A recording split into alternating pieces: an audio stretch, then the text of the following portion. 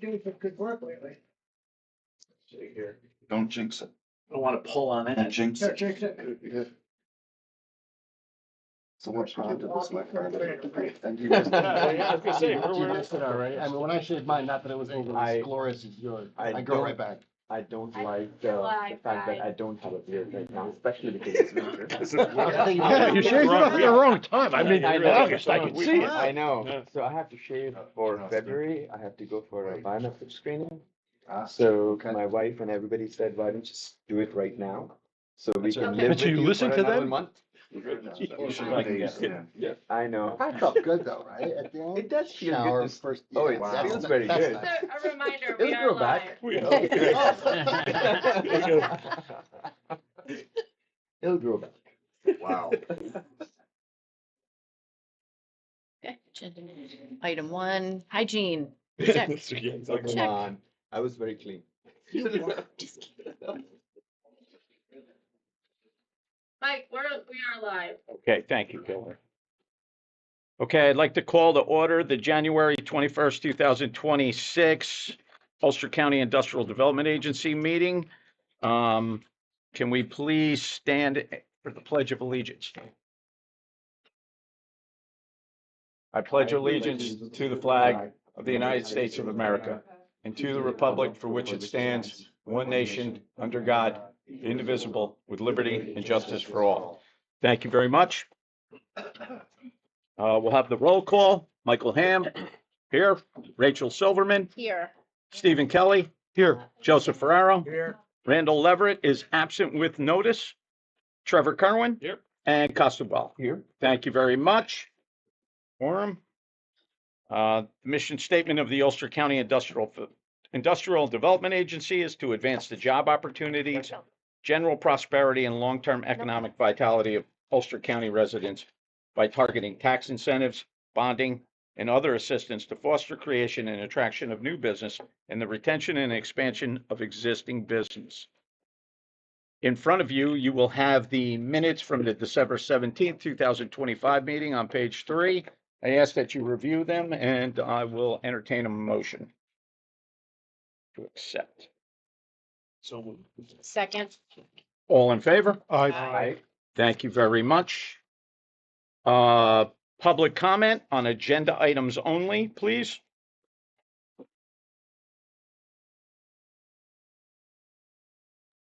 Having none, I will move on. Executive session. At this time, we're going to enter into executive session to seek the advice of counsel on a proposed project. First and second, Chair. Excuse me? So moved. Thank you. Second. All in favor? Who Aye. seconds? Thank you. That's it. Can All you right. give us like 10 minutes? Okay?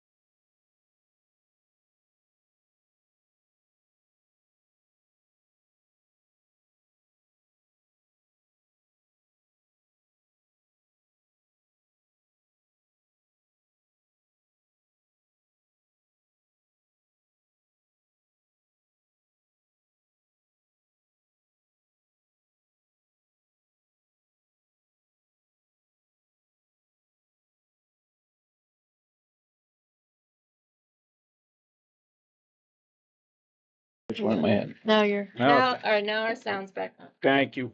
Thank you.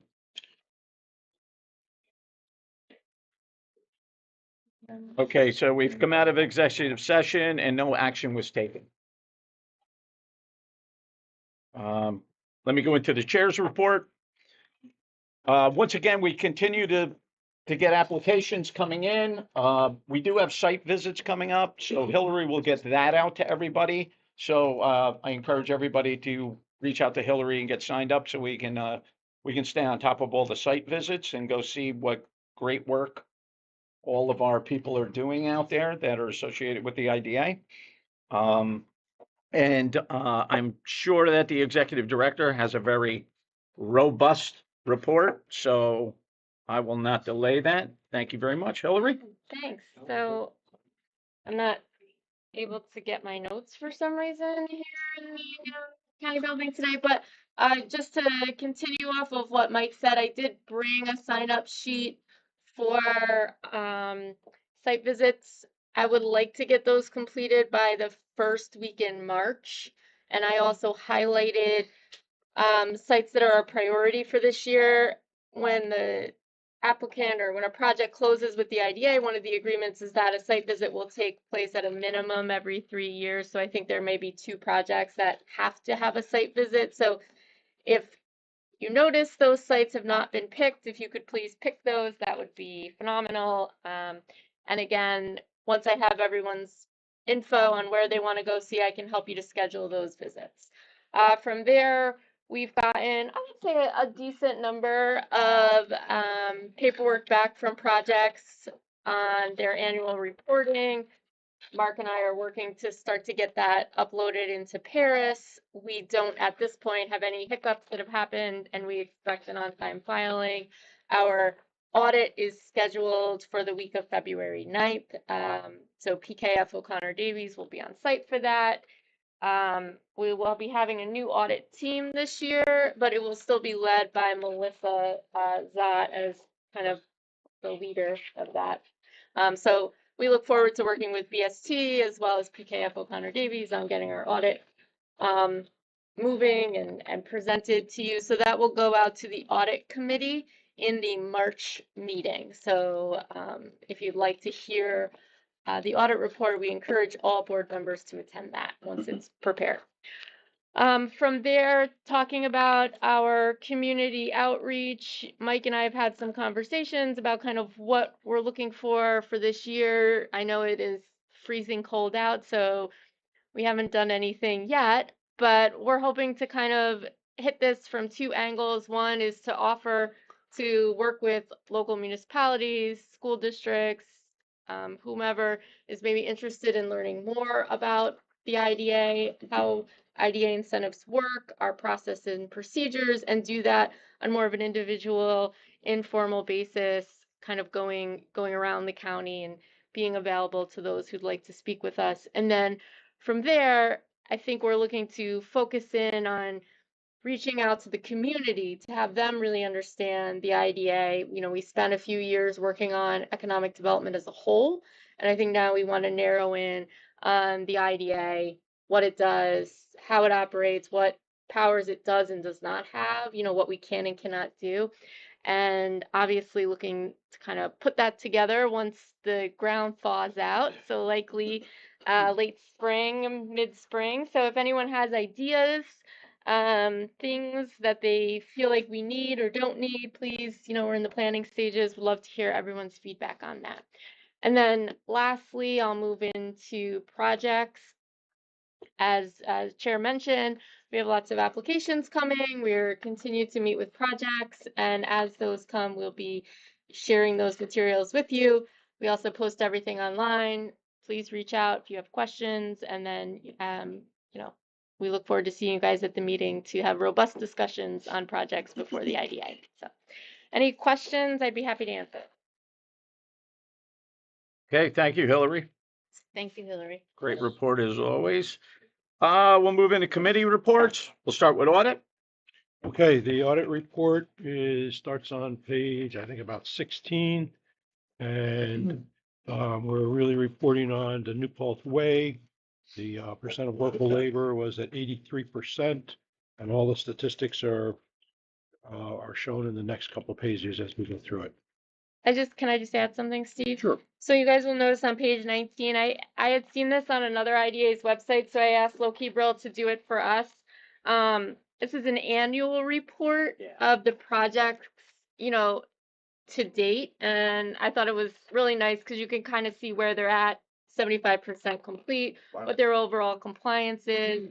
So, you know, as we're hoping to see more projects put shovels in the ground, you know, you guys can have that annual snapshot of where construction is on any of our projects. So, I think this is really nice. Well yeah, done. I liked it too. It wasn't Nice my summary. idea. I stole it off of Long Island. I saw it on one of their websites. No monopoly on good ideas. No. Okay, thank you, Steve. Finance, Rachel? Thank you, Chair. We have Mark here to present our quarterly financials, Okay. which are in the packet, starting on Oh, page 20. We're gonna go right to the page 21, which is the statement of financial position for the Ulster County. Keep in mind, these are unaudited financial statements at the present moment. As Hillary mentioned, we'll start the audit the week of February 9th. Hopefully it will go smooth and we'll have an on-time report for you for the March meeting and an on-time filing with Paris for March 31st. So with that, total assets are 744,000. 406,000 is in cash. 330,000 of it is in accounts receivable. And then a small prepaid expense, and then some due from the CRC for shared expenses. As far as liabilities, very small accounts payable. Those are bills that that we received that were not paid by the end of the year, and a small balance in the credit card. And as you can see on the equity portion, the agency did have a deficit of about 90,000 for 2025. Moving on to the statement of activity, the budget. Total revenue for 2025, or total, dollars in for project fees and investment dollars was 218 to a budgeted 306. We did have one closing in 2025. We did anticipate more, but it was for New Paltz way back in April. That was the 126,000 there. Fee revenue is annual administrative fees. Those are fees charged for the annual compliance in January. And then other application fees. There was, I think, 3 or 4 application fees this year, and then other income. Onto the expenses, total operating expenses was 307,000, was compared to a budget of 345. So we were better to budget by about 37,000. All of that is pretty much in retirement in the payroll line. As discussed in prior meetings, we were thinking about going to New York State retirement, but the cost just did not outweigh the benefit of it, so we decided not to do that, so that line was 0. We do anticipate some more expenses to come through for 2025, especially in the legal line. So we probably will probably decrease the deficit will increase about 15 to 20,000, my guess. So with that, the deficit was about 90,000 compared to a budget of about 40,000. So just that little bit of difference in that 1 or 2 projects that we thought were going to close that got moved to 2026. That's the difference right there. Any questions? Just a couple. Could you just tell me what's in the long-term account receivable? Long-term accounts receivable is the Kingstonian project. Okay. And from a payroll standpoint, what was the mention in New York State that you mentioned? So we're looking at for a retirement for Hillary. So we approached New York State retirement system. It's just the cost of that and the time that she felt that she had into the system would not have, the cost wouldn't have been beneficial. So we were actually looking at other avenues possibly for 26. Thank you. And can you just the escrow accounts just to go through that. That way I Yep. can have it in the minute. Okay. Okay. So one thing Hillary wanted me to mention was the escrow accounts. We've been working with Hillary and Matt also from BST and to really cleaning these up and to understanding them. So what we did was there is one that is currently negative. We agree that it should be there. Other projects that have closed off, we have removed from the escrows.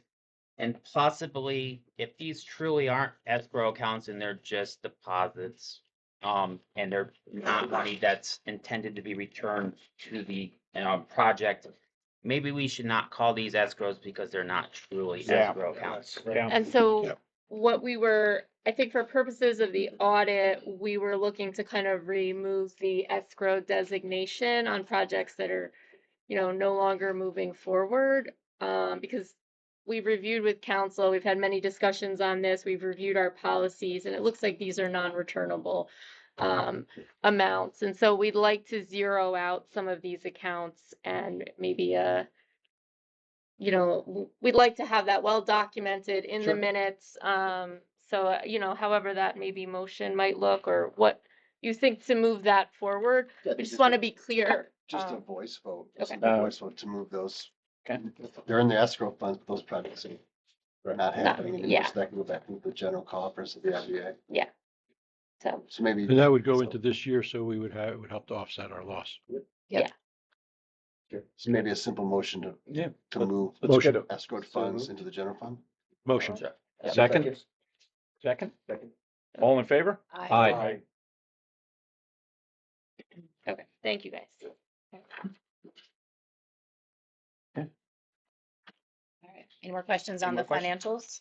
Nope. All right, so then we're gonna move to a conversation of the CD. So starting on page 27, the IDA holds a CD right now. Mark probably knows the exact value, but it's sitting at around, I think, 220,000. Oh, 217. It's right under it. Okay. And so that will come due. The term ends on January 30th. These are jumbo municipal CDs. They do not automatically roll over. They will be held in cash until we move them. So they will. We found out that the hard way. We did. Yeah.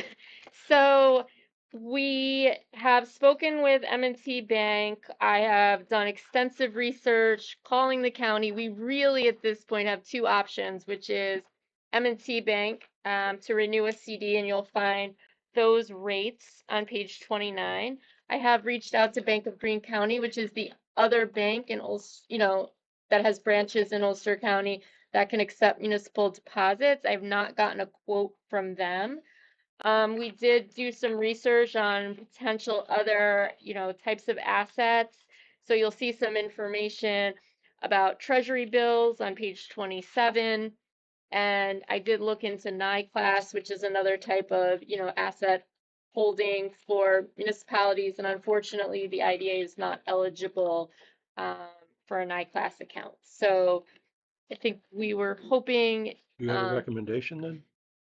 I think at this point, my personal recommendation would be to maybe look on page 29 and maybe a shorter term CD, because I would hope that in 3 months we will have hopefully another project close, and this doesn't tie up our money for too long, with the hopes that other revenue will be coming in, and then we can make a decision based on Do you that. think we I need 90 personally days or don't like the 6 days? thought of tying it up into a 1 year, 2.9. No, I don't think I was so. gonna say, are you suggesting 90 days? 90 days I or 6 like months? Yeah. 30, 60, 90, whatever it is. It's a little bit of legwork, but I You mean, know? 90 and 30 are similar, right? Yeah. Pretty similar. Yeah, Yeah. they are. It's 10 basis points off. yeah. Yep. You like the 90? Yeah, 90. it's less, Okay. okay. Anybody else? Motion I to, like the 90. do you need a motion for that, or can you just do Yeah, I that? think we should. need a motion. Yeah. Sure. Okay, We need a Motion. motion moving Motion to to- 90 day. motion. Second. All in favor? Aye. Thank you. Thank All you, right, guys. good. All right, that's it for finance. Thank you, Rachel. Oh. Governance, costume. Thank you, Chair. We had a meeting last week and we went through quite a few items that we wanted to make sure that get in front of governance. Steve, Rachel and I were all present. And there are a few things that we're currently working on. One includes the bridge, and there are a couple items. There is one recommendation that we have. It again relates to the investment and deposit policy. And we are simply recommending a change be made at this point to the language to include treasury and T-bills or similar items. And also a change from prior leftover item, I believe, which mentioned chief executive officer, we're going to change to executive director. So our recommendation is that those two be adopted at this time. There's no action from T-bills or anything to be taken right now. Once we qualify and we have enough money in the coffers, we would qualify potentially for those. But at this time, we're just getting ready. And that's all, Chair.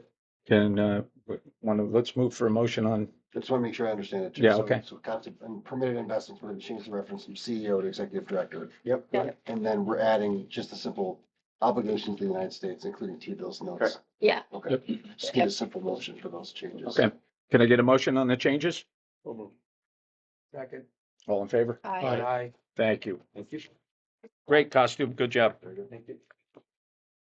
Okay, move into matters of old business, status of pending projects. Chris? Thank you, Chair. As Hillary and Mike have mentioned, we've got a number of projects in front of us. At least 3 of these are hopeful to close in the first quarter of this year. So we are on 2 pages of project. Happy to answer any questions on those, but they're all moving along nicely. And then in terms of pending enforcement matters, the only pending enforcement matter is the Kingstonian project, which we're going to talk about in the next agenda item, Chair, Into new business. under new business. Okay. Ready, council? Yes, sir. All right. So let's move right into new business. Okay. Well, before I move on, is there any other old business? Any other old business? Okay, moving along. New business. Supplemental approval of resolution modifying, modification to the Kingstonian. Council? Thank you, Chair. So at the last meeting, we discussed a little bit, the Kingstonian projects, just to give everybody a refresher. Back in November 2024, this board adopted a resolution which would kick the completion date out a few more years based on the project slowing down, COVID, et cetera. Those modifications were tied to the payment of a portion of the IDA's fee in the amount of $110,000.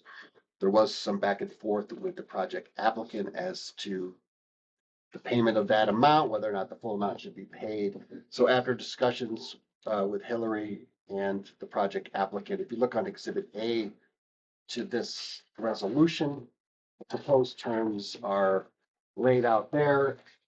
So the gist of this is the payment of $110,000 will be made by the project applicant by no later than February 20th, 2026. So basically a month from this meeting. Okay, and the remainder of the IDA's fee, which I think round numbers is another $100,000, I think it's a little higher So than higher that. than I think so. Yeah. would be paid by December 15th, 2028. As part of the modifications, we would also extend the completion date of the project to December 31st, 2028, and the pilot would begin, the payments would begin January 2029. So we think this is a good compromise between the ID and the project applicant at this point. So that would be the proposed terms that would be approved by this board. Happy to answer any questions. Do you think that the applicant, how does the applicant feel about it? That was my question. He's excited. Sure. He's excited. He's Yeah, looking to move ahead with the project Yeah. and he's excited to take the next step. Okay. He's on Good. board with the schedule. He is Yeah. on board with the schedule. And he Okay. felt that this, that he was, again, more than happy to pay the fee of the 110 and felt that this schedule reflected a realistic construction timeline to get completion. Okay. That's why we felt comfortable having council draft the resolution. Very good. Okay. So we need a motion. Yes, sir. We need a motion to accept the modification for the Kingstonian. So moved. Second. All in favor? Aye. Okay. Thank you, Chris. Okay. Motion for adjournment? So move. Second. All in favor? Aye. Thank you. Move right into the UCCRC. We'll do the annual meeting of the IDA. I thought we were doing that after both the CRC and the That's IDA. fine. We could do that, yeah, we Sorry. do it at the end. Your call. Okay, Perfect. okay. So in front of you, you'll have the January 21st, 2026 UCCRC agenda. Call to order, Michael Ham here, Rachel Silverman, Here. Stephen Kelly. Present. Joseph Ferraro. Here. Randall Leverett is absent with notice. Trevor Kerwin and Costello. Here. Thank you very much. The mission statement of the Ulster County Capital Resource Corporation is to promote community and economic development in Ulster County in ways that complement the work of Ulster County, primarily through issuing and selling bonds for nonprofit institutions. In front of you on page 3, you'll have the December 17th minutes from the December meeting. I ask that you review and I'll accept a motion to accept. So moved. Second. All in favor? Aye. Aye. Thank you. Public comment on agenda items only. I have comment. Is the granary still on the agenda? It is not. Okay.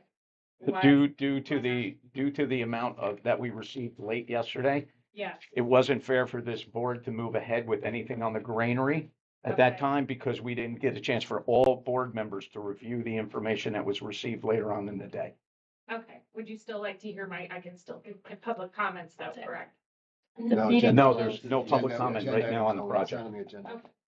So is it going to be on the next meeting agenda? We'll, Not sure. yeah, we'll wait until everybody reviews the material. The executive director will reach out and we'll see if we get it on the next month's agenda. Okay, when is the next month's meeting? February 20, 20 something. 21st? It's the third Wednesday of the month, Okay. so whatever that And- date is. And is the public hearing still open then? No, Does- No. public hearing They're Closed on the 20th, closed on the 20th. last night at 5. Okay. Yep. Okay, so we just check the website to see if it's gonna be on. Yep, you can check the email, website, it's gonna be on absolutely. The 21st. It's actually on the 18th. Oh, on the 18th. 18th, sorry. Today's the Apologies. 21st, the Yep. 18th.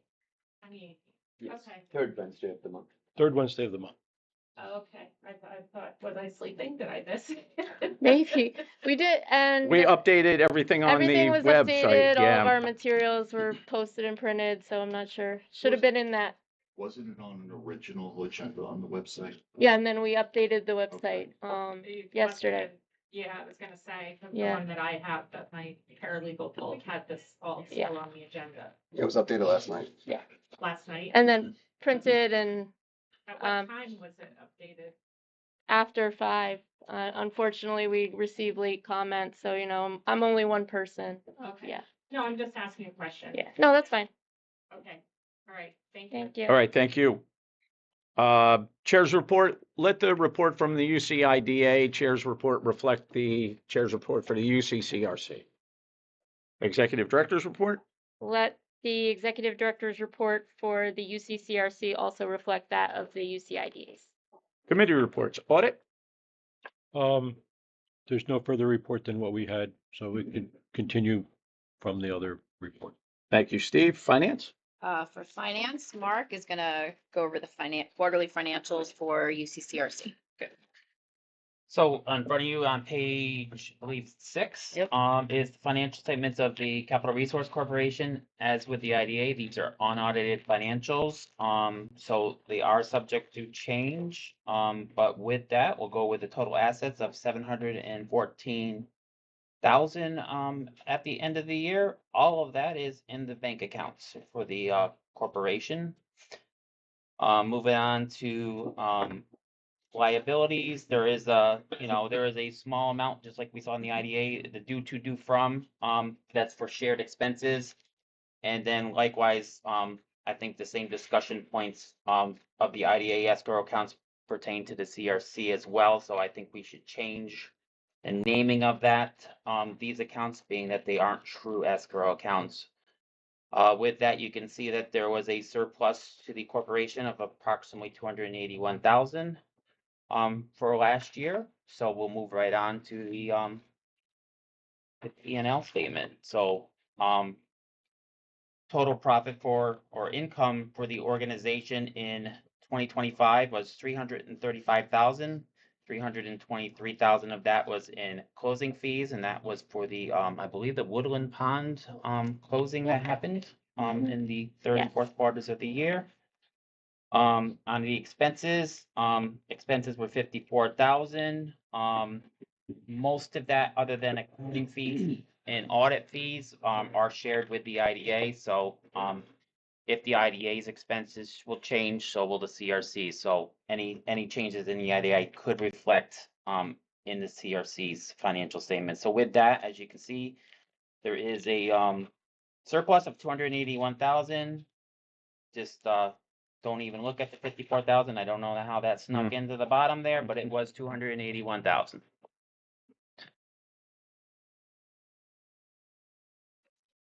Any Okay. questions on the CRC financials? All right, thanks, Mark. So- Oh, CD? sorry, go No, ahead. no, no. No, before we get to the CD, I don't know if we need a voice vote for this, but I had spoken with the chair. Right now, I think one of our savings account, yes, it's our savings account. The interest on that is sitting, I think, around 2%, which isn't terrible. So the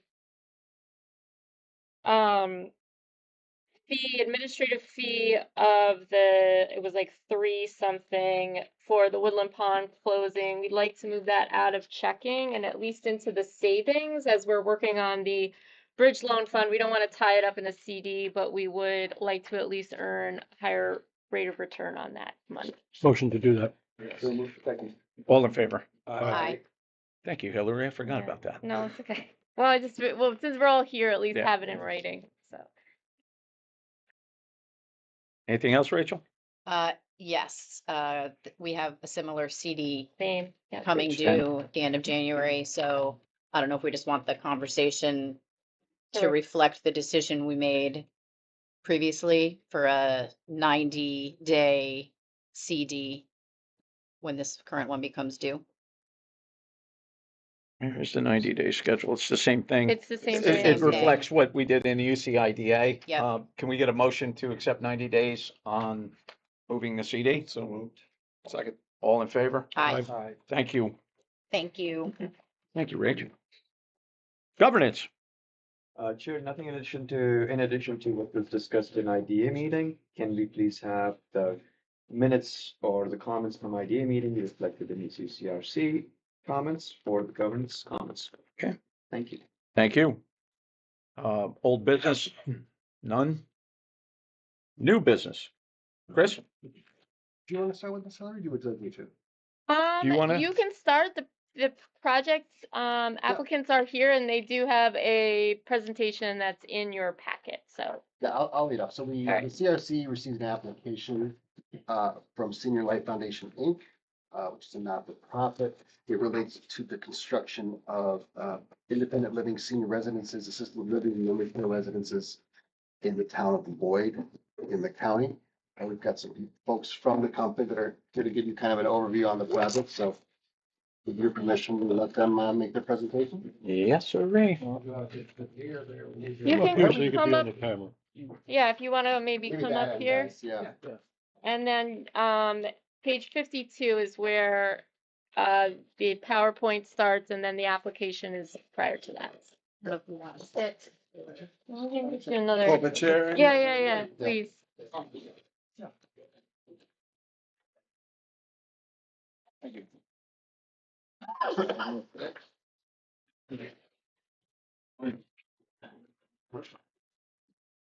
I guess to begin with the introduction and. It's, however you would like. So Go we'll for it. start off. Thank you for seeing us today. My name is Don McCarthy, I'm a senior managing director at Celadon Financial Group. We're an underwriter and broker dealer for the proposed project. We've been invited into this project by the sponsor, owner, Mark Sanderson, who's been the developer of this project for the better part of a decade, in Lloyd. Highland, what do they call it? The village. Hamlet, the Hamlet. The Hamlet. That's right. Tourism village. The project has been ongoing and going through the approval process many years, through the state, senior living components, assisted living components, the environmental requirements. It's been mission approved with, authorized the variance of a density. We presented to the board, zoning board for kickoff, a month or so ago. Among those, we were asking for kind of a green light on pulling the permits to make sure that everything was in good working order. We had a sponsor and the, owner's rep at that meeting. We additionally met, Attorney, Canada through our council, which is Nixon Peabody, which incidentally is also the same umbrella as council that did Woodland Ponds.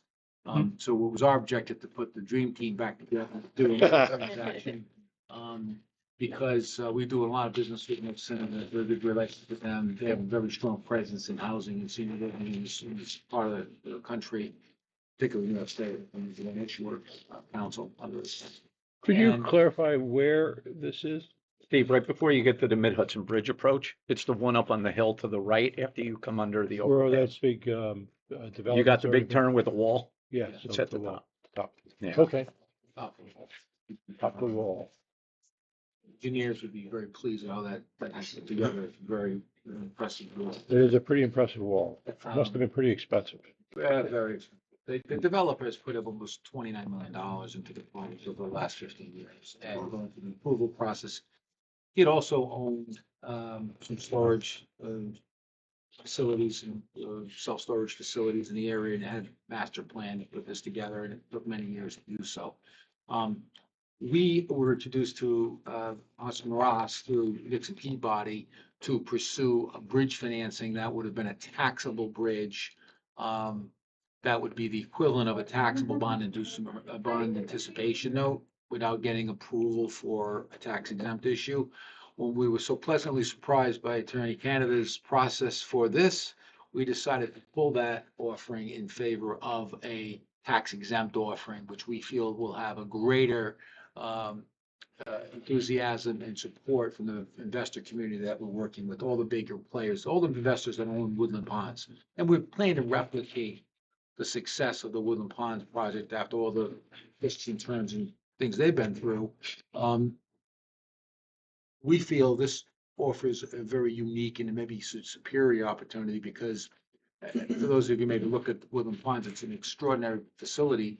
It's quite expensive. It's quite elaborate. And what we're trying to do through this issuance is provide that same high quality service, not skilled care, but more independent living and then assisted living with limited services, health services, but at a price point that's probably 50% or better than the prices that are required for Woodland Ponds. So we think we have a project that's going to be very well received in the community. Let me stop talking and introduce David Wasserman.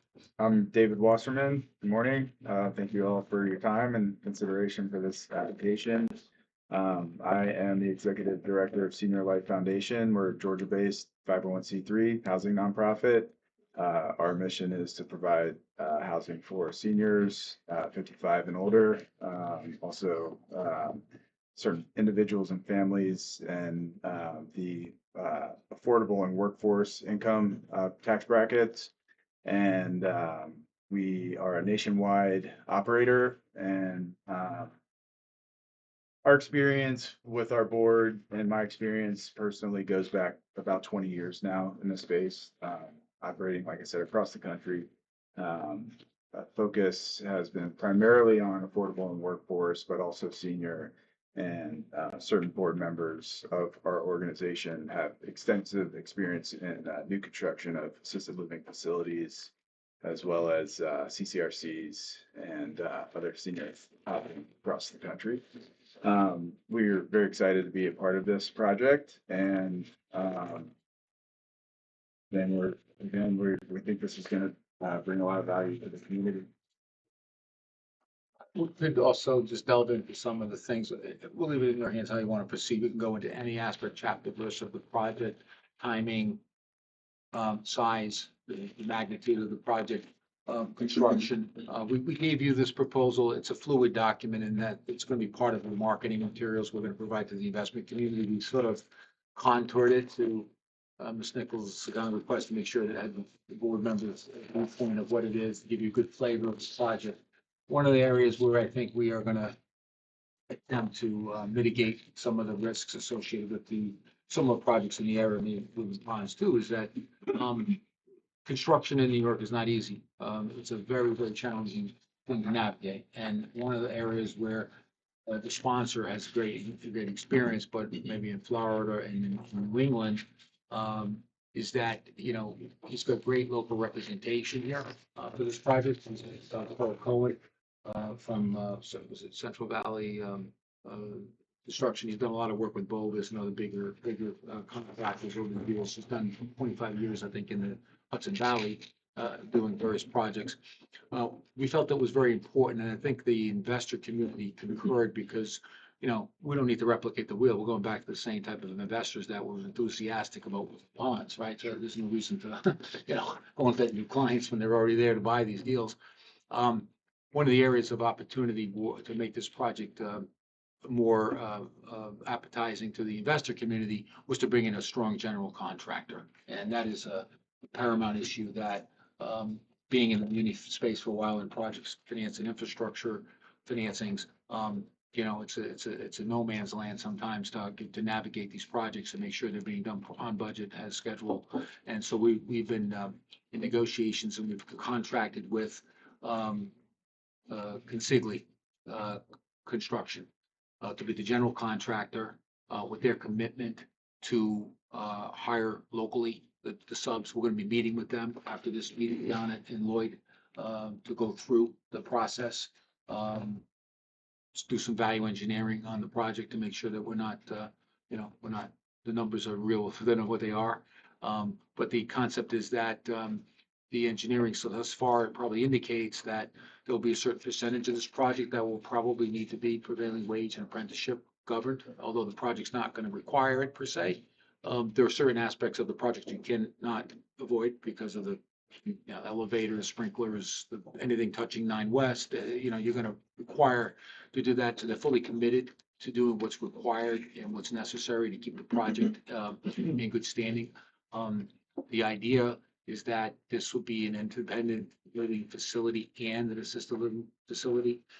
The township of Lloyd was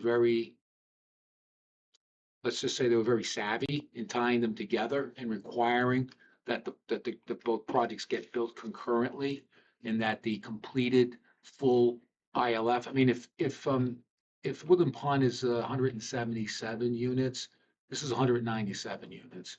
If Woodland Ponds was 66 beds, this is 120 beds. And now it's not a CCRC, because then we have altogether different approval process in the state of New York. We're not going that route. We're going to keep it assisted living and independent living. So this is a rental project as opposed to the purchase type thing that Woodland Pond is? It's a hybrid. It's actually a hybrid.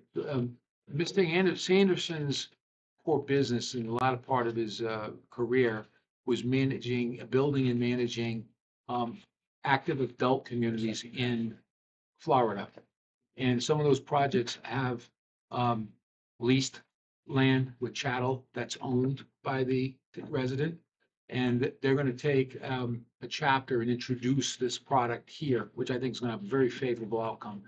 Basically, he's going to own the community of the independent living facility. There's going to be 197 pads that are going to be put on the facility. Okay. Those pads, some of them have duplexes on them, duplexes, but they will have the chattel purchased by the consumer, not by him. He'll pay for all the infrastructure. All of the proceeds that will be used for the tax exempt offering will be used for the common areas in the areas that are owned by the community, the common areas. Just to interrupt for saying, Please. it's under the IRS code, if you use tax exempt bonds, there's an ownership requirement. Those proceeds have to go to property owned by a 501c3 organization. So what he's referring to is those common areas and those things will be owned by this 501c3. The bonds will be tax exempt, a combo of tax exempt bonds and taxable bonds. So taxable bonds will be used for certain purposes that the tax exempt bonds couldn't be used for. Very common in this space. So for clarity, just for the entire board, we're seeking bonds on this. Yeah. Seeking bonds, Okay, taxable. there's no and tax pilot. Now, next question. Okay, the assistant living facility, that is separate from what you're proposing right today. It's actually, it's a part of our proposal. Okay. There are 3 parcels, if I'm not mistaken, right? And so, there will be an assemblage, obviously, right? Yes, and How does that work, council, where we assume that? Because that was already under construction. They come to this board 6 years ago. So I think maybe go over the but Yeah, for so the in but- the CRC So aspect. just to Thank you. step back for a second, so for Yes, thank you. industrial development agencies, the financing, one of the main factors, not the only factor, is the but-for test. Would you do the project but for the IDA financial assistance? Mm-hmm. That but-for test is not applicable to CRCs, which are local development corporations in Okay. New York State. So whether or not they put shovels in the ground, that doesn't have anything to do with this board's approval of that project. All right. Okay. We just, Good question. yeah, we want to have total clarity here as we move along with this, you know? So, So you're basically building these pads and then the folks who are going to lease the pads will put their own building on it? and contract with builders like Champion or others with the Champion and was the other big player, local players too. Baxter.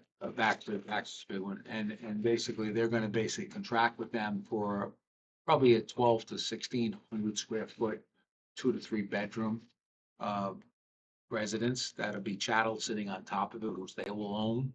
They'll have a leasehold deed of trust, a right to use the land, pay a service fee, which is taking a chapter from the Florida model where they pay a service fee, but they own the land, they pay their own taxes on the property to the township. Okay, So they'll own the pad, they'll own the chattel that the pad that sits on the pad. the trailer, or not trailer, but the. Well, no, you're on the They're right, like you're on the right modulars, I path. Trying to think. understand, I'm trying to understand. Mhm. So these are modular homes that can be Modular moved later, so they're mobile, They're not mobile. they're not mobile, so fixed. they're They have a fixed. foundation. They actually will have to have a foundation because you can't get the utilities into the unit without them being off the ground, and they have to have a foundation. So they're not mobile. We actually, during our diligence, we toured about 5 modular facilities, both locally here and in Pennsylvania, where it's like it's like the modular factory capital of the world out there.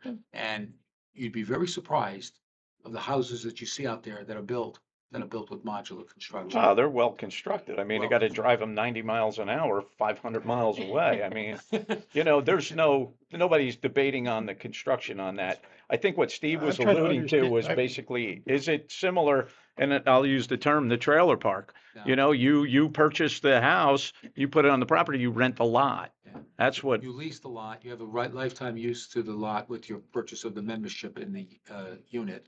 So they can't take it away from you and you can't be evicted as long as you pay your fees. It is an interest in real estate. It is Okay. not something with wheels on it. It is something that's not moving.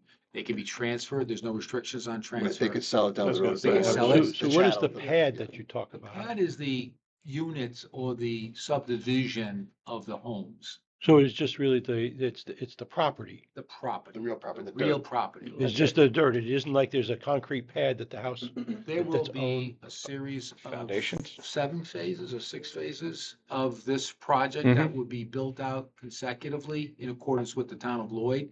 The first 5 phases will be approved right now for 115 units.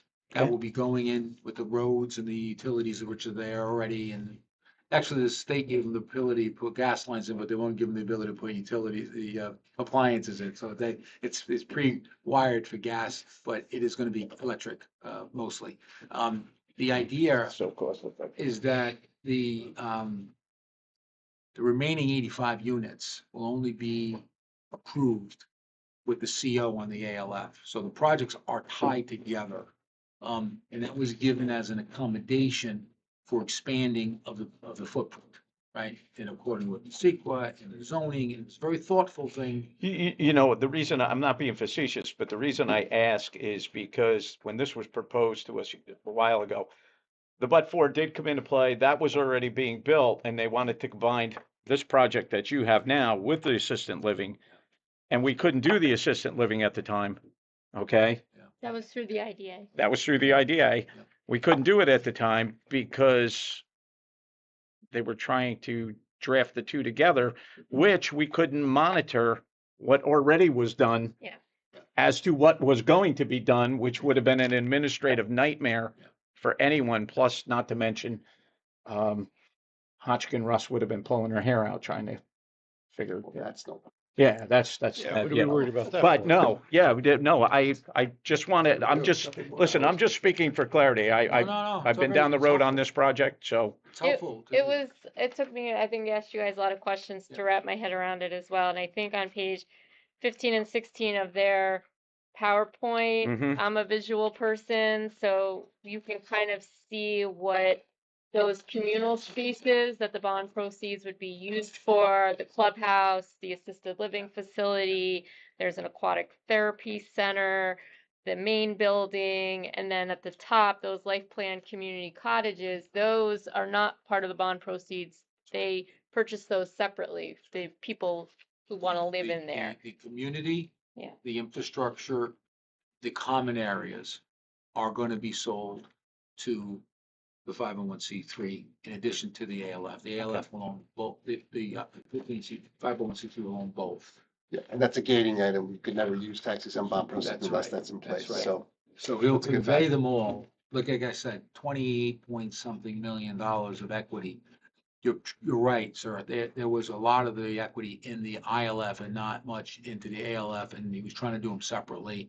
And I think by necessity, he realized he couldn't get them done without contributing them together. So what we're forcing him to do in the underwriting is to not only convey them together, but support them for a period of time and trap all the dollars that is earned on the membership units towards the success and completion of the financing. I love the concept and I think it's much needed, and, I'm sure the board's gonna look good, look to reviewing this. Now, my last question, you don't live in Georgia, do you? I do. You do? Oh. So are you trying to get on a flight to go back to shovel your driveway? Not necessarily. No. I did graduate from Hunter College, City University of Okay. New York, and my family originally is from Chicago, so I have no aversion to Yeah, cold yeah, weather. flip the dice, one or the other, right. Yeah. Yeah, But good for you. weather's been somewhat, I spent the last 13 years down in Florida, and I grew up in New England, and particularly Providence, Rhode Island. And I'm not what those they call the weather snobs in down in Florida, because I know at any given day, God will decide what's gonna be for everybody. And I just walked back, my son goes to school in New Jersey, and I just walked back into the coldest winter in probably 100 years. You know what's it's like 20 degrees there right now down in, Yes. parts of Florida, Yeah, so. yeah. But, in terms of what we want to accomplish and what we think we're going to do is that get some clarity, Chris, on the timing, the process. We had put this into the market with the understanding that it was going to be a taxable deal. If there is any chance of it becoming a tax exempt deal, our likelihood of success goes up geometrically, number one. Sure. Timing goes faster. Between bond counsel, Hutchinson Ross, Nixon Peabody as underwriters counsel. And we like to bring in investors counsel too, because there are going to be some complex real estate and regulatory matters with this project that we want to bring in Greenberg Traurig also to sort of like field the questions from investors to make sure that they're checking all their boxes on this. Total underwriting is going to be either side of 100 million. We think 95. We'll wait and see what the final lunch and value engineering comes back with consigli, but I think there's enough in there to give confidence that this is probably either side of 65 to $70 million construction budget, with the rest remaining in capitalized interest, reserves, and other contingencies for getting it stabilized. And we're doing it all at once too, versus Woodland Ponds being a series of issues or smaller issues that sort of compound on each other. We think you gotta go big or go home, because the project needs to get completed to get this kind of magnitude. So we're going to the same big, the list of public investors, Alliance Bernstein, the PIMCOs, the Invesco, they're all owners of this deal. They've all set up special groups inside their firm to address these types of bonds, because the senior housing quagmire right now is going on. Instead of special investment groups actually look at these types of transactions. And these deals are going on the desk of senior directors now that would otherwise they go through the analysts and they work their way up. Now they're going up and working their way down, because that's how important priority housing is for seniors right now in this country. So the big muni funds are really attracted to them. Any other questions? Sure, I do Anybody? have a few questions. if Yeah, that's you okay. fire away. Just out of curiosity, I do understand the ILF, ALF aspect, but could we go a little bit more into detail about that? Sure. And you mentioned phases. Sure. So that's one question. Second, I'm trying to understand from the capital stack standpoint, Mhm. where are you? You mentioned PIMCO and others. And Sure. the reason I asked this question, it's not, I understand you may not have all the answers. And this particular point most likely is not directly applicable, but I'm just curious. Um, is there anything that you see from the latest executive order that came out of the president's office on individual ownership versus institutional ownership of individual units? And I understand this is not individual unit. So that's one aspect, Sure. if you could touch on. The other thing is, from a full-time employment standpoint, I noticed there are 14 noted on the application. However, there are, and 14 each year. So I'm trying to understand if that's incremental and adds up, 14 times 12 versus the 20 that's on the presentation. And related to that, it's that I believe the gross payroll is 500. So is it correct? Am I reading it correctly that it's 25,000 per year per individual on an average? No, I think that some of those have been conflated, but let's start off with the first questions, and I'll leave the other ones to him. You want to start back and work backwards? Because I think the more pressing ones are the payroll and the benefit, when we work from that. Whichever order you prefer. The 14 is construction. No, no. Okay, just make sure everyone's. So yeah, I'm leaning on our consultant, Paul Cohen, who's working, directly with Consigli. And that is a number that he provided me. We're expecting that to be slightly higher. So perhaps that's a conservative number. Talking about construction, or you're talking about operations? First construction, which is on the form, and then So- next the 20 that has. Sure. The 14 number, right? Independent contractor. This Yeah. is on the. So each of the independent contractors are gonna have their own crews. Okay, so there's 14 independent crews that are gonna be working on this project. That's his estimation. We think there'll be north of 75 to 100 local jobs created in the construction of this. And this is a 117,000 square foot box plus the infrastructure for 197 homes. It was, you're not gonna do it with a day crew of 5 or 7 people. This is a major undertaking. The premise behind Consigli is that drawing upon the massive work they've done locally, having the ability to draw local workers at good wages, but also competitive wages, because obviously you go 40 miles south and things get a little bit unruly in terms of costs associated with it. So ideally, they want to keep the jobs locally, and they have a great track record. Vassar Hospital being the most latest. I mean, that was a pretty massive project. We hope we don't have the overruns on that one that thing kept on expanding. But I think the idea was to have the capacity to do a $500 or $700 million project and be able to draw the labor into that kind of project.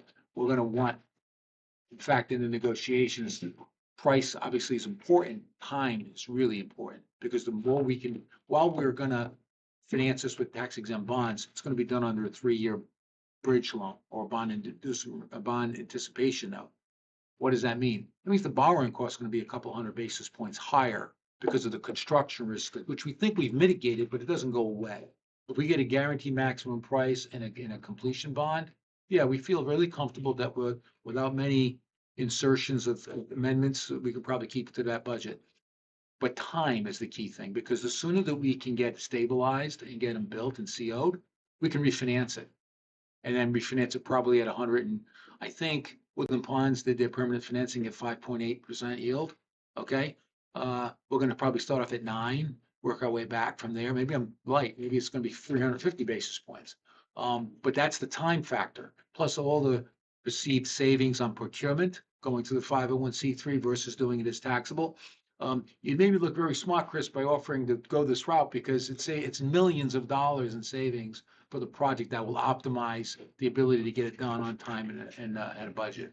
So the idea would be to To answer your first question, I think I lost that one in transition. What was the first thing you were asking regarding I lost all Phase- three of them, so. phases? Phases, Think so about- it was about Phases and the phases. is and an other- artificial but yet real implication by the township of Lloyd. We sat in front of the zoning board, the planning board, Chairman McCarthy, and basically gave a great plea to get that waived because in our structure, we're trapping every dollar of membership fee that will be up to maybe $50 million in cash flow that'll be created for the project through the sale of memberships, okay?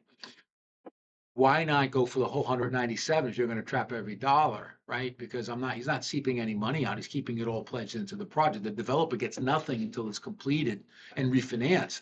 So you're just really putting friction in between the completion of the deal. So they came up with this artificial 115 and then 85. The reason was they gave a really nice accommodation on the density zoning, and they wanted to ensure for their local community that the ALF was built and that they didn't just do a half of a ham sandwich and not complete the ALF. Because the ALF is a unique bird. That's a project that's going to require operational expenses. We're bringing in subject matter experts we're dealing with a gentleman named George Scala, who's very well known in the industry, very well known in Albany as the legal operator of the facility. We're bringing in subject matter experts to do new age services to assisted living facilities, because, the way of doing things 50 years ago is a little bit different. And they were bringing in another special subject matter expert group that kind of do with different programming for the times, so to speak, for an aging community.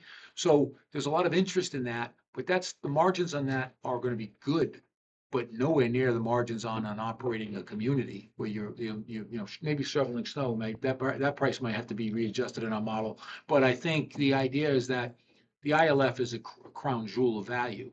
And so the idea was that the town rightfully and thoughtfully put a provision in that he will not be allowed to do the remaining 85 units of the ILF until the CO is achieved of the ALF.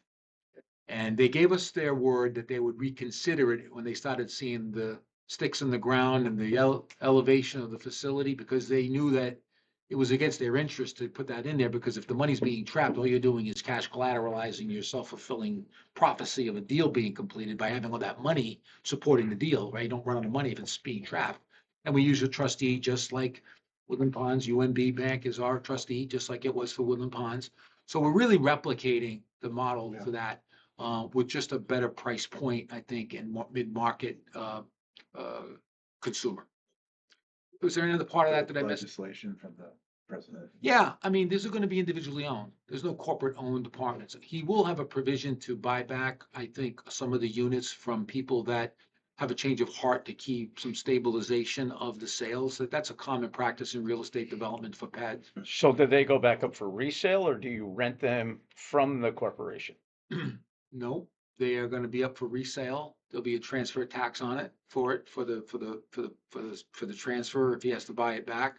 I think we've put in the model up to 5 per year through stabilization to make certain that the investors don't, someone's gonna have a Yeah, change you're of gonna have heart. movement. Yeah, you're gonna have movement, and you don't want to Inevitable. have people going on their Facebook and just, crushing you because they decided to have a change of heart on their Mhm. lifestyle. So I think we're going to put a provision in the transaction that up to X amount of units will be pre-funded to be bought back for. I'm sorry, is that an option for the company to hold something like that? And if you don't have movement on the real estate to sell, would rental come into play? So the idea, it's a good question, and I think it's a real issue question, right? Because sometimes things don't sell, It's right? stagnant, right?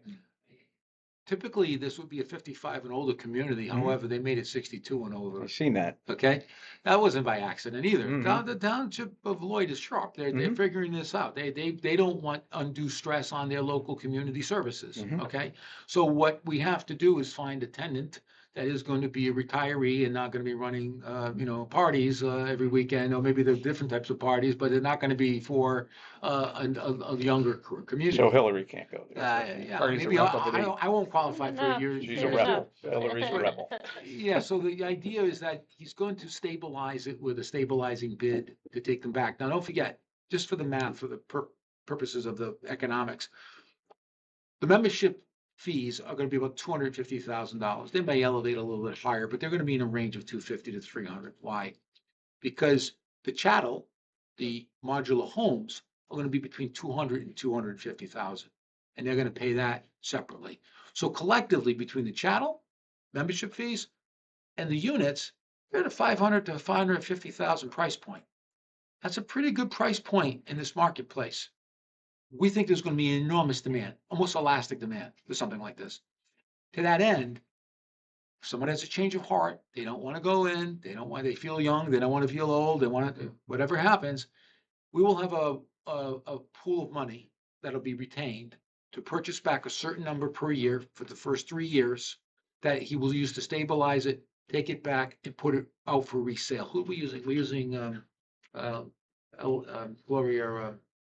I don't know. Element, the high-end, realtor in New York, Corcoran, what? Corcoran, No, the other one, Element, Douglas Element? Yeah, I think they'd be retained to be the marketing agent for the property. Trying to draw from the local market, but also going down into the, not the Orange and Rockland and other counties too, to just sort of draw it. So they're drawing it in. The idea is that he'll have to put it back up for rent, for sale. And that would be a provision that he's not gonna try to accumulate the properties and that's his money he's tying up. And it'll be a bid for at the greater of the market price of they purchased it for, or some kind of index number that will come up, but we'll have to come up with a formula for that. So there'll be provisions that it won't be rental? Is that what I'm I hearing? don't think there's a restriction, like a land use restriction, but I think that, I wouldn't paint yourself in. I think you gotta think about the practical reality of a cataclysmic, economic downfall where you have to find a way to put them available for people. The rental market is gonna be in the ALF. If someone were to come in and rent from a person who owns it, I don't think there's anything you can do legally to stop them from doing it either, right? Yeah. So we have to think about, what we're really trying to do is provide the mission of this board, but also the mission of the 501c3 to provide affordable housing to people who otherwise wouldn't be able to. That was my next question about subletting. How do you stop the subletting? If you stop, I'm a I mean, little nervous because I like big dogs and there's a limitation on big dogs. I'm sure there's the way to stop it that Yeah. way too, right? But I think there's gonna be a community like a condo association Mhm. that'll have provisions that are in accordance with New York law that will probably have some restrictions.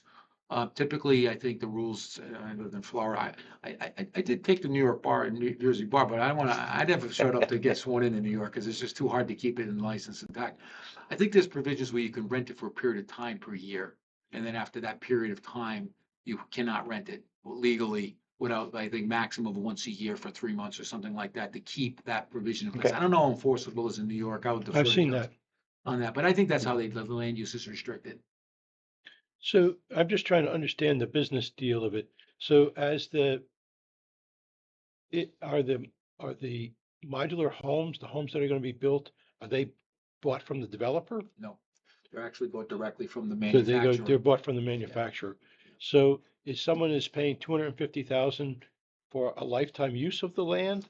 Yeah, membership fee. It's a lifetime use membership fee, plus there'll be a $2,500 a month user fee for the services and the community services. I see. So a question related to that. Let's say there is a change of control for that one unit. How does the membership and the chattel transfer?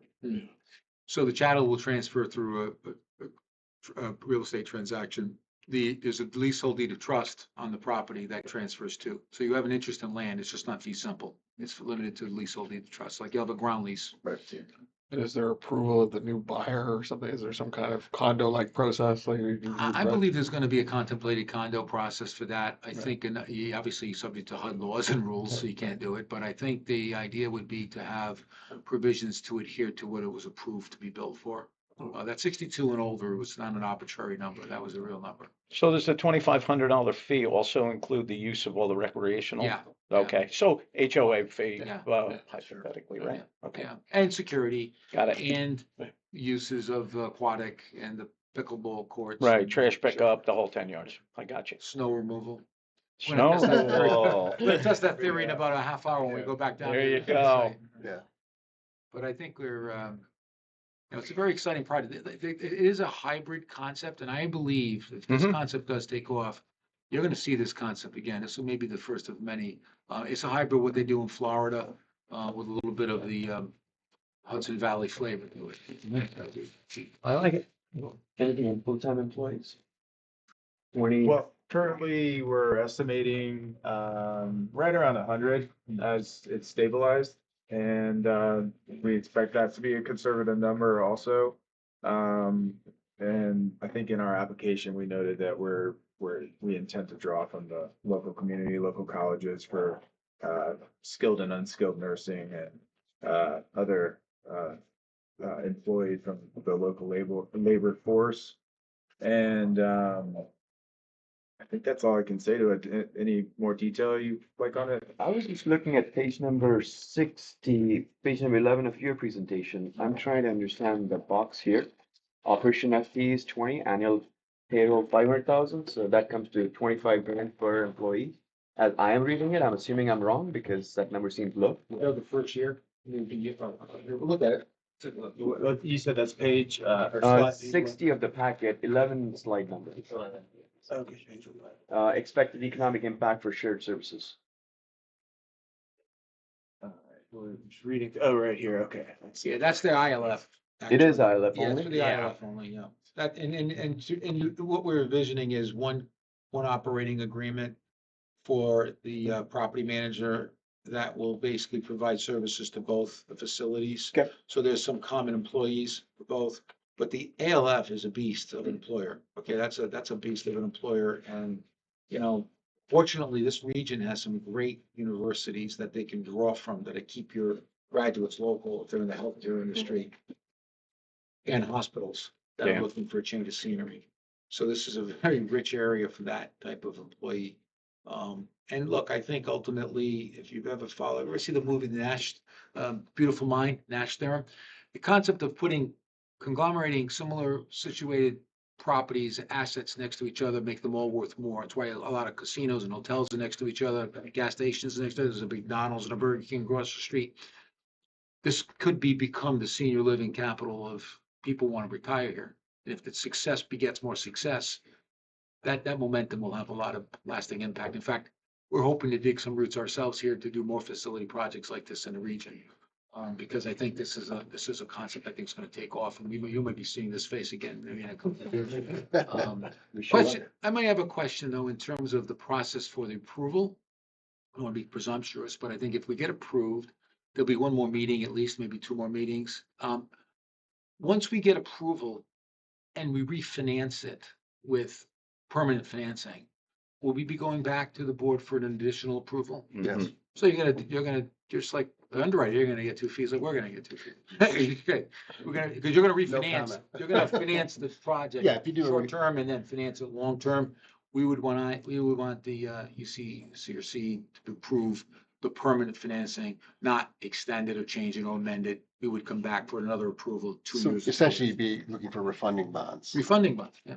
right? So this would be you mentioned bond anticipation notes, that's just really short-term bonds. Mhm. So those bonds would be issued and then down the road, 3-4 years or whenever. Yeah.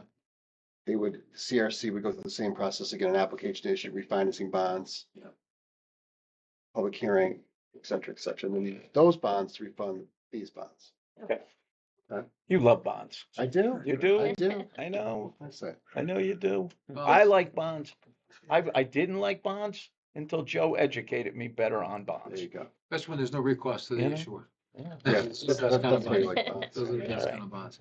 I mean, if you think about 5.8% for a non-rated project finance transaction like Woodland Bonds, in the private market, without the benefit of this unit, you're well north of over 400 to 500 more basis points. You're in the double-digit borrowing costs. Right. So you're doing a great benefit to the borrower, the issuer, the sponsor, and everybody in between. And that's what allows these projects to happen. So what for?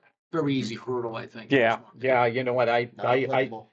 Not Not applicable applicable. to the That's CRC. it. Yeah, Not applicable. I'm thankful for Chris. He's educated me a lot because I've had all of these questions that you guys have had too at Fine Bonds to take a minute sometimes to really understand what they ask.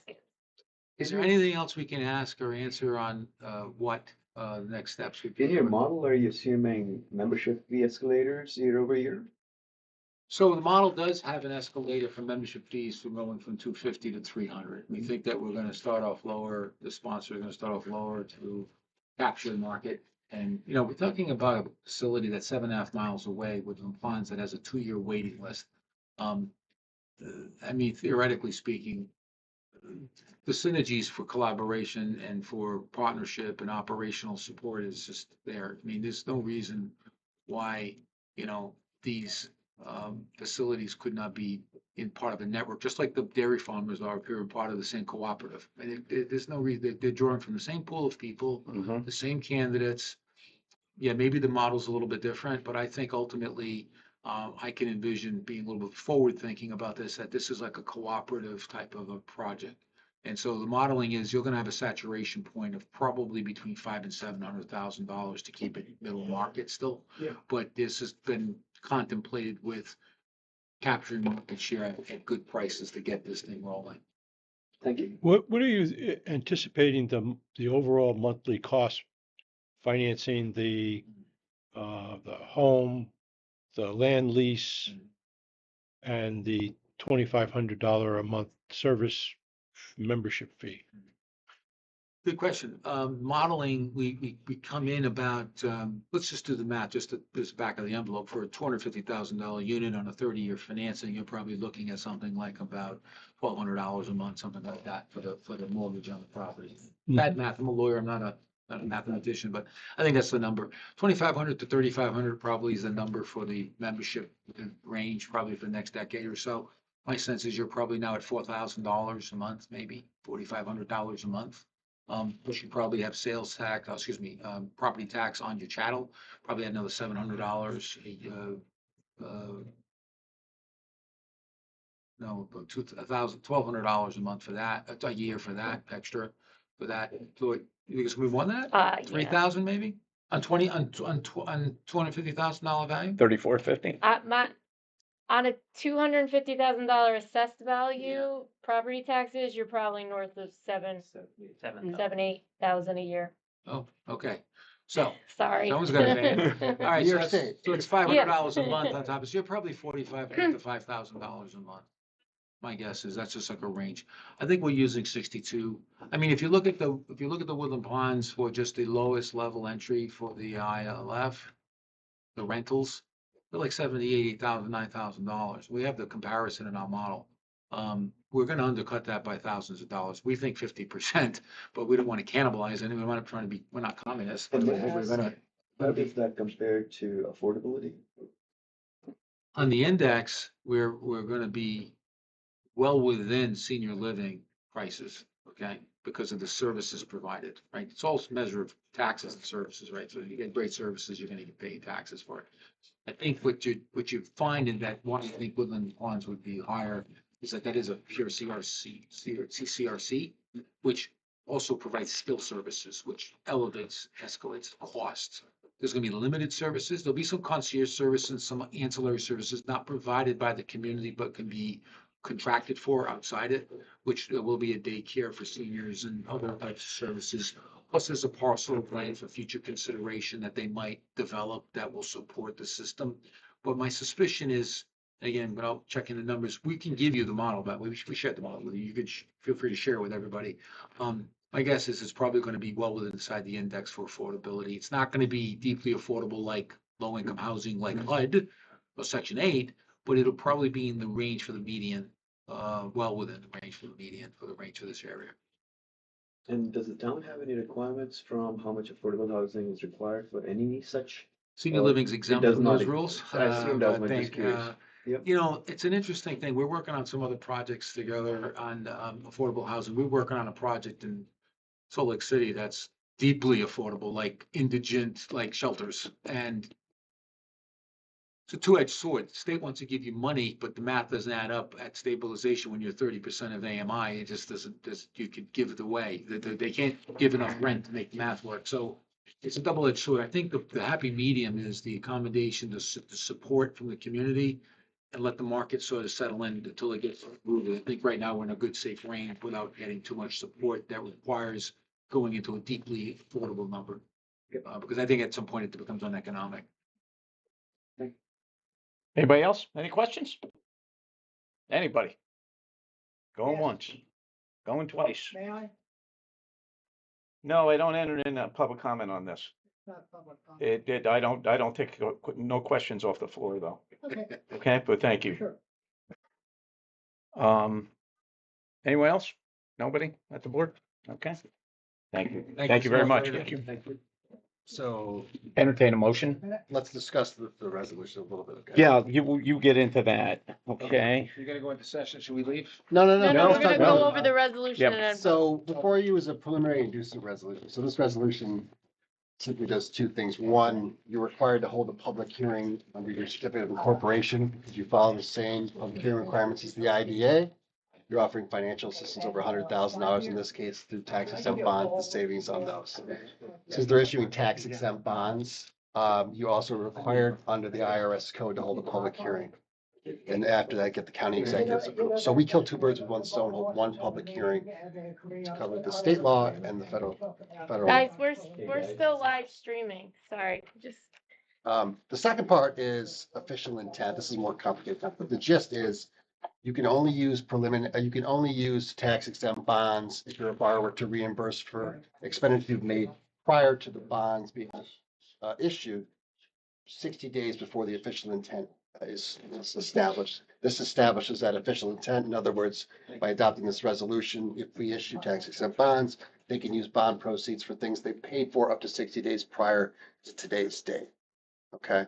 And that's important for the borrower because they want to be able to get moving on construction, buy things, make expenditures, and be able to use tax exempt bond proceeds for the savings of the tax exempt bonds. Obviously, it's better than taxable bonds for that. So the resolution establishes the official intent and it also authorizes holding the public hearing, which, as you know, is the first step of the project. We're not authorizing the project, it's just the first step. So in essence, this resolution will go into effect immediately.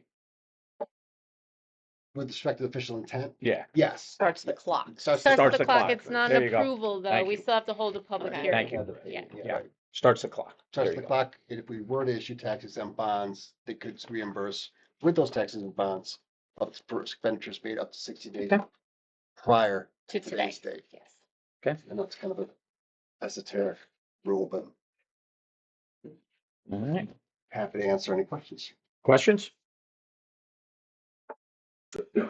Can we get a motion on accepting the preliminary inducement resolution for the Senior Life Foundation, Inc.?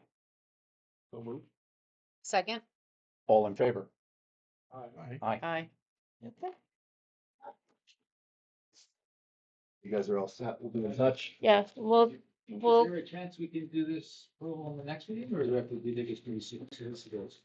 I'll give you defer a to the call. board. We have to schedule a public hearing. hearing. The public hearing, we're gonna see what,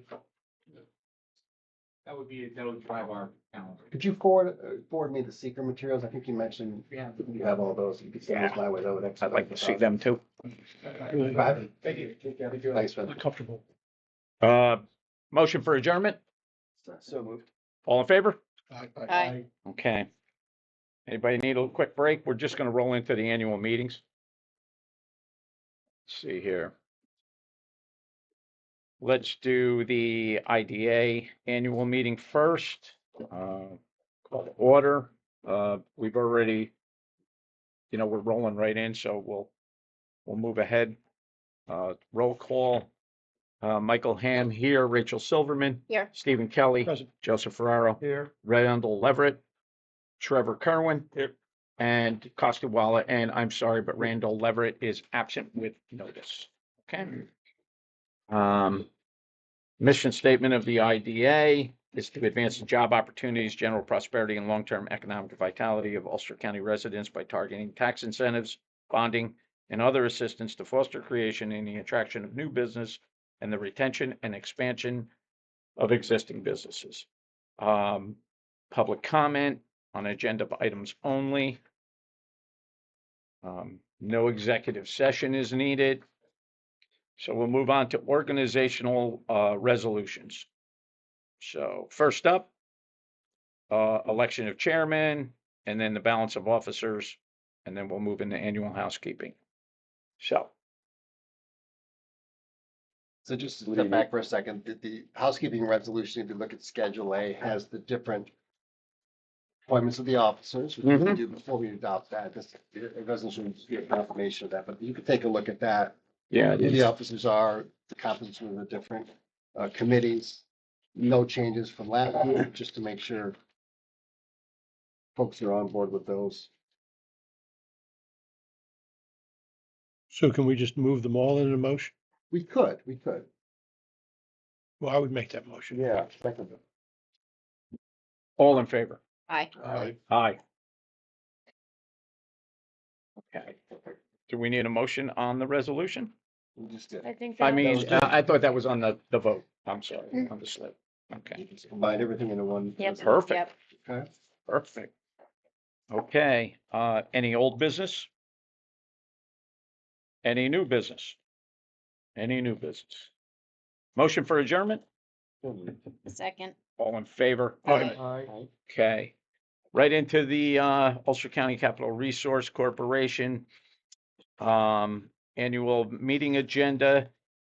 Call to order. Michael Ham here. Rachel Silverman. Here. Stephen Kelly. Present. Joseph Ferraro. Here. Randall Leverett is absent with notice. Trevor Kerwin. Here. And Costa Here. Okay. Mission statement of the Ulster County Capital Resource Corp. Is to promote community and economic development in Ulster County in ways that complement the work of Ulster County, primarily through issuing and selling bonds for nonprofit institutions. So let's see here. Public comment? None. So organization resolutions, once again, election of chair, balance of officers, and annual housekeeping. Chris, you want to go to the, Thank you, once Chair. again? I direct folks to Schedule A to the housekeeping resolution, which delineates the composition of the different committees, the officers of the CRC board and other matters. And no changes from the housekeeping resolution adopted at this time in 2025.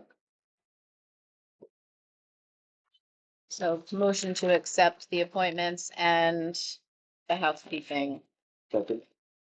All in favor? Aye.